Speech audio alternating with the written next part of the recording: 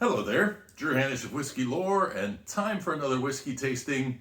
And today I am doing a tasting of a whiskey that I have tasted the first two batches of, and I'm about to taste the third batch of.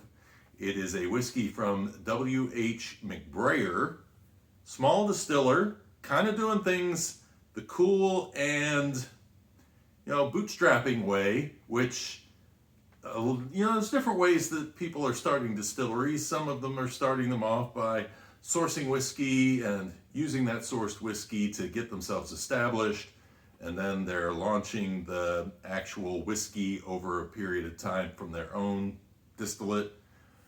There are others who are starting off making gin and vodka and those kinds of things before they jump into having their own spirits available, because everything takes time to age. But what Bill McBrayer did once he found out about his family history and that his he's a descendant of a man who had one of the most popular whiskey brands around pre-Prohibition, which was Cedarbrook, that he wanted to bring that back and actually found the original recipe and decided to start laying barrels down.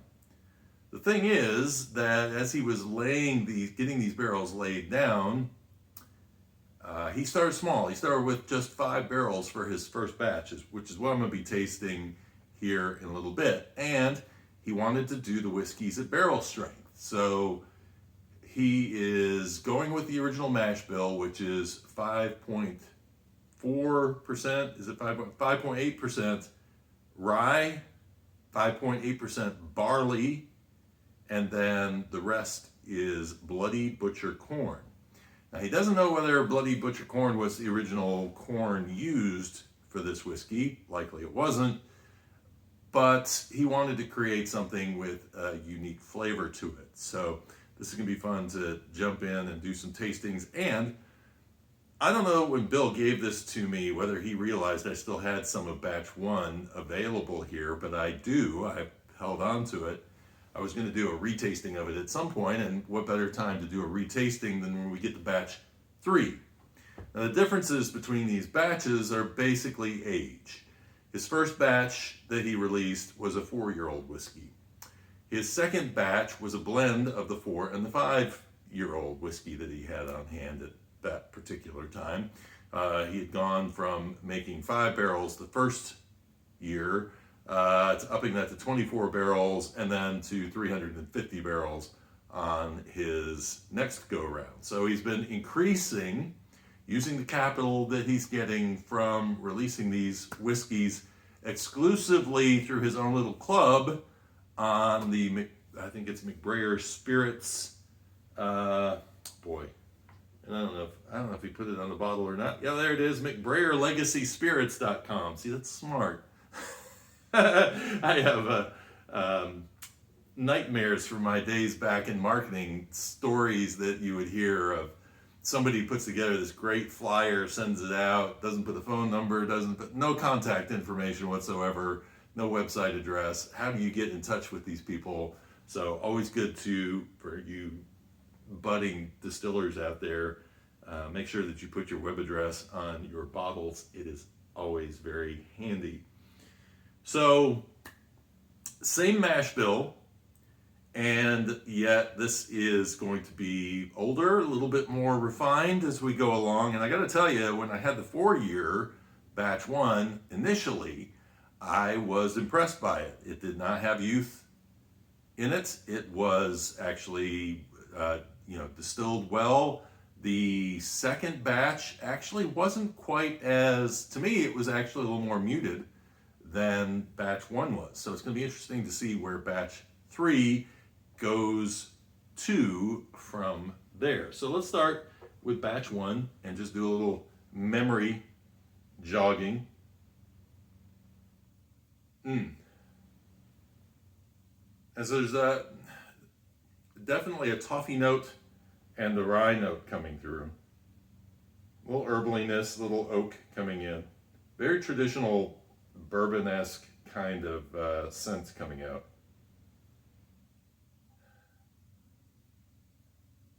The rye is a little bit herbally, and there's, interestingly enough, there's a little bit of a tobacco note on the nose also. Cheers.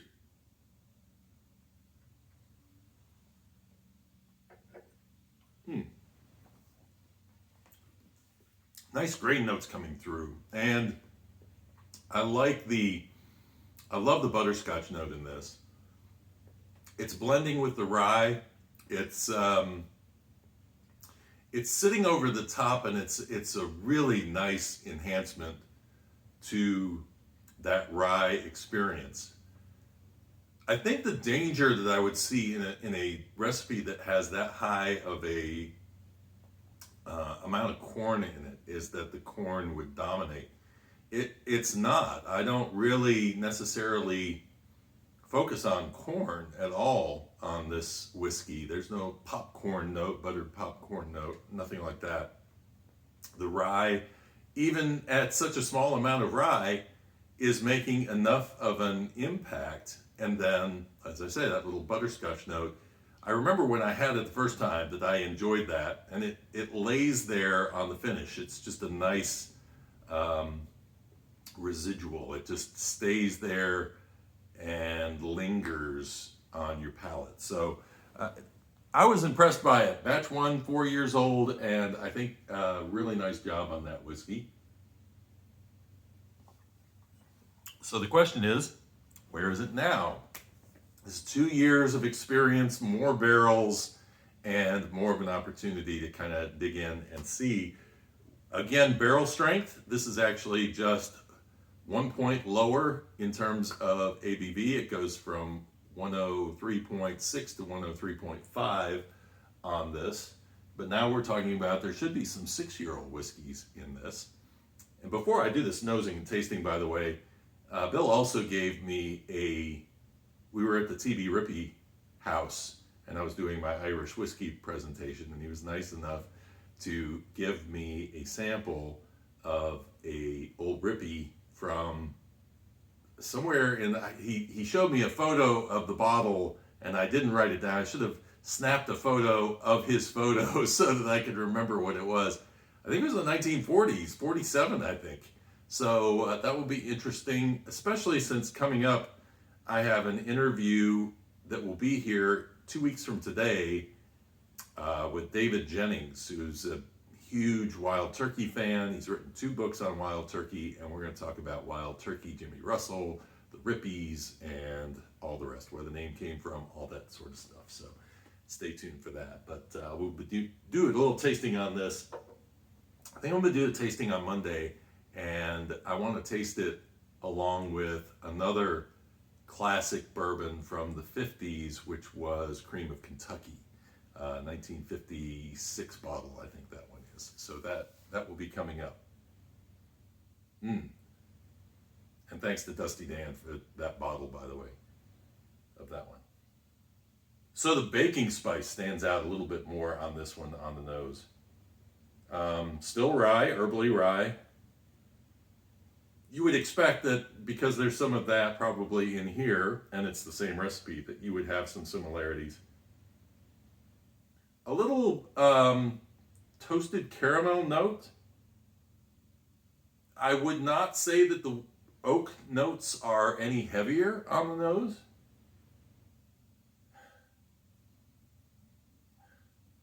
Very nice. Cheers.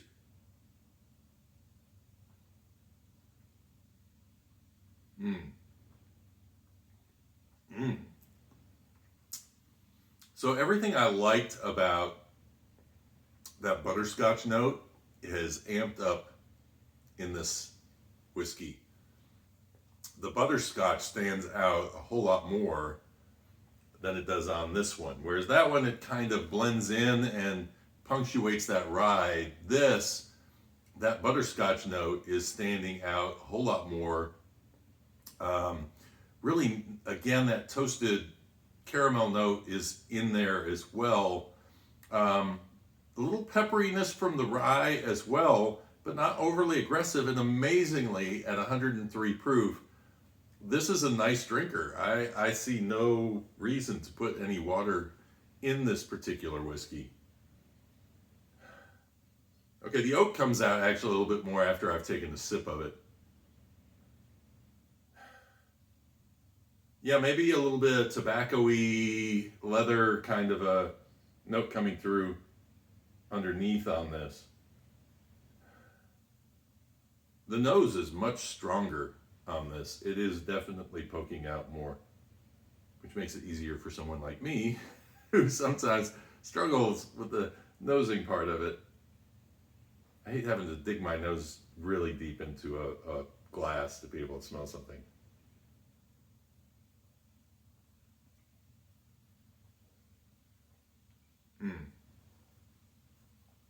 Actually, even maybe a little chocolate note there and a cherry note.